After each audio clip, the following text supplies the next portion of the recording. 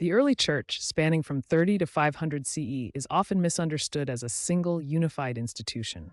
Instead, it was a diverse, decentralized movement. Historians now use the term early Christianities to reflect the extreme fluidity and lack of hierarchy that existed before the 4th century councils solidified orthodoxy. The early church was a mosaic of beliefs, constantly evolving, deeply connected to local social networks rather than a central power. Before Christianity became a public institution, early worship occurred in private homes, known as the Domus Ecclesiae.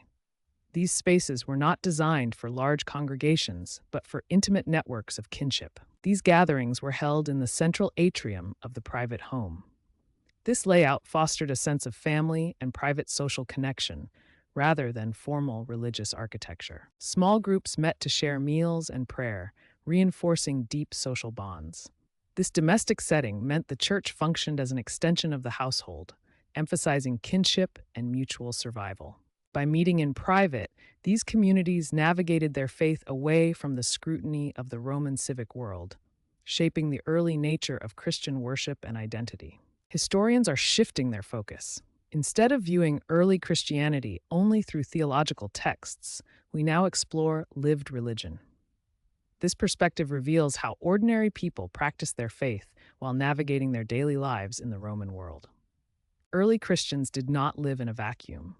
They balanced two identities: their public role as Roman citizens, participating in the city's civic life, and their private spiritual devotion to their faith. This was a constant process of negotiation. Christians had to manage local customs, social expectations, and economic pressures, all while maintaining a distinct religious identity. It was a complex, grassroots reality. In the early Christian world, martyrdom was far more than a passive death.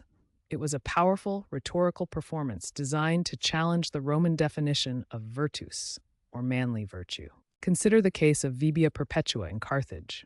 Her prison diary is one of the few surviving texts from an ancient woman, and it fundamentally challenged traditional gender roles.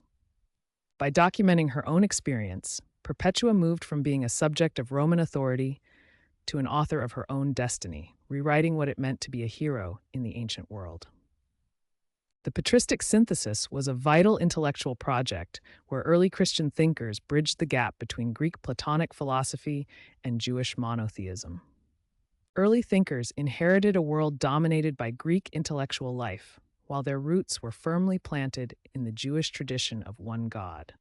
The patristic synthesis was the process of harmonizing these two worlds, creating an intellectual framework that would define the Church's development for centuries. Thinkers like Origen of Alexandria were essential to this work. By utilizing the logic of Platonic thought, they made the Christian message coherent to a philosophical audience. This synthesis transformed the Church from a grassroots movement into a sophisticated system of thought that could dialogue with the broader Roman world. The early Church is often viewed through a Roman lens, but its development was deeply shaped by currents from the East. Syriac and Persian traditions provided essential cultural frameworks. This shows that early Christianity was not merely a Roman phenomenon, but a diverse and global movement integrated with Mesopotamian life. By the year 100, the Christian movement was a tiny fraction of the Roman population, comprising only about 0.1%.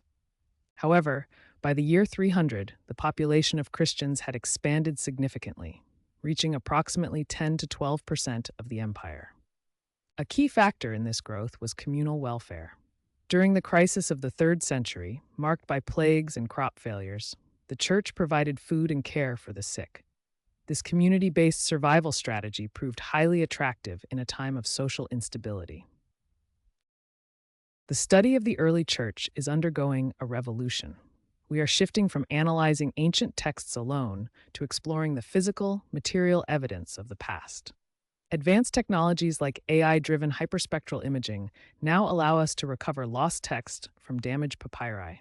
This unveils the grassroots reality of early Christian communities. Archaeological sites like the Dura Europos house church show us exactly how these believers worshipped in private, domestic spaces before the religion became a public institution. Ultimately, the early church remains an evolving field of study.